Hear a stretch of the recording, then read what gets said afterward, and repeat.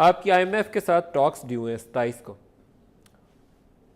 سر کے اوپر ہے، پھر کیا کرنے کا ارادہ ہے؟ آپ نے کافی چیزیں ایسے جو ان کے بڑے فیوریٹ سبجیکٹس ہوتے ہیں، ایک اس میں ہوتا ہے ڈیویلیویشن، جیسے IMF والے آتے ہیں وہ کہتے ہیں کہ روپیہ ڈیویلیو کر دے، وہ ویسے ہی ہو گیا، پہلے ہی ان کے آنے سے ہو گیا۔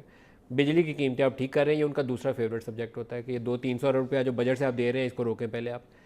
اب آپ کا ارادہ ہے ان سے آگے پروگرام بڑھائیں گے؟ اچھا، پہلی بات تو یہ سٹاف مشن آ رہا ہے IMF کا، یہ مذاکرات نہیں ہیں کوئی نئے پروگرام کے لیے، ٹھیک ہے۔ ہم ایک پوسٹ پروگرام ایویلیوشن کے فیز کے اندر ہیں، اس کے اندر وہ لوگ آ رہے ہیں۔ اگر ہم یہ فیصلہ کریں کہ ہم IMF کے پروگرام میں جانا چاہتے ہیں تو یہ جو ساری ڈیٹا ایکسچینج ہوگا، میٹنگز ہوگی، اس سے ٹائم بچ جائے گا، فائدہ ہو جائے گا۔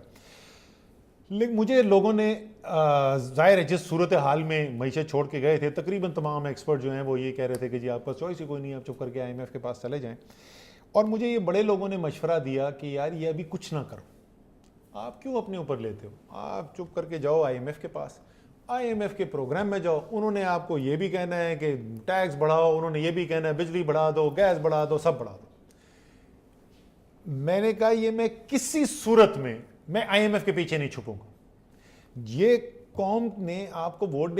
دے کے بھیجا ہے، آپ کے خزانے میں بہت زیادہ پیسے نہیں ہیں، آپ بڑی اچھی رعایتیں لوگوں کو نہیں دے سکتے، تو یہ تو بات سمجھ میں آتی ہے، لیکن یار سچ بولنے میں تو کوئی آپ کی جیب سے پیسہ نہیں نکل رہا نا، اتنا تو آپ کا حق بنتا ہے آپ کے عوام کا کہ ان کے سامنے کھڑے ہو کے سچ بولیں، اور جو آپ کے خیال میں ٹھیک ہے ملک کے لیے، چاہے وہ مشکل کیوں نہ ہو، کیا وہ تکلیف دہ کیوں نہ ہو، آپ کھڑے ہو کے یہ بولیں کہ یہ میرے خیال میں ملک کے لیے ٹھیک ہے، اس لیے نہیں کہ یار میں کیا کروں، میں تو پھنس گیا تھا IMF کے پاس، نہ جاتے IMF کے پاس۔ ویسے تو جو کچھ کرنا ہو اس کی اونرشپ فائنانس منسٹر اور پارلیمنٹ کے پاس ہونی چاہیے، تبھی وہ سکسیس ہو سکتی ہے، نہیں تو سکسیس نہیں ہوتی۔ پھر آپ کہتے ہیں اس نے کہا کہ پیسے لینے سے ہو رہا کوئی نہیں، یہ بھی مجھے کہا کہ فائنانس بل جو ہے اس کو ابھی کرنے کی کیا ضرورت ہے، آرڈیننس سے کروا دیں، ٹھیک ہے، نہیں بالکل صحیح، پارلیمنٹ کے پاس جائیں گے، اگر کسی کے پاس بہتر اس وقت مشورے موجود ہیں، آج ایک مشورہ دیا نا، آج ایک ہی مشورہ دیا انہوں نے، ہمارے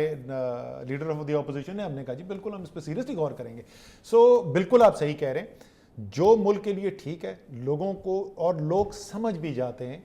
لیکن وہ دیکھنا چاہتے ہیں انصاف ہو رہا ہے۔ تو وہ IMF کے معاملے میں آپ نے آپشنز ابھی اوپن رکھی ہوئی ہیں، اوپن ہے، دیکھیں اگر ضرورت پڑی تو جائیں گے، اگر آپ مجھے 1-1.5 منٹ دیں، میں ذرا سے یہ بھی سمجھا دوں کہ یہ جو بیلنس ہے، لوگ بولتے ہیں کیسے نکلو گے، اور لوگوں کے دماغ میں جو ہے نا وہ ایک سلور بلٹ ہوتی ہے